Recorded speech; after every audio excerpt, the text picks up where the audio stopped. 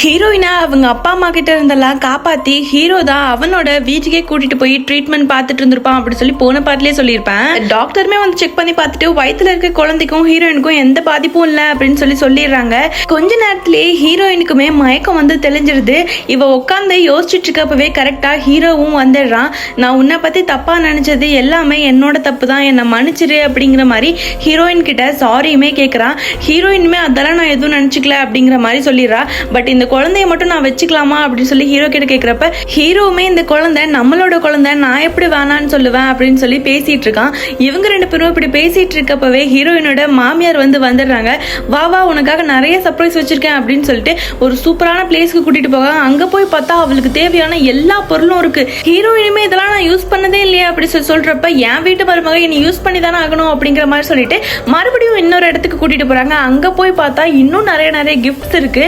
இப்படியே சந்தோஷமா போயிட்டு இருந்தா ஹீரோயினுக்கு திடீர்னு அவ சைல்ட்ஹுட்ல நடந்த எல்லா டிராமாவும் மண்டைக்குள்ள ஓட ஆரம்பிச்சு மயக்கம் போட்டு விழுந்துடுறா.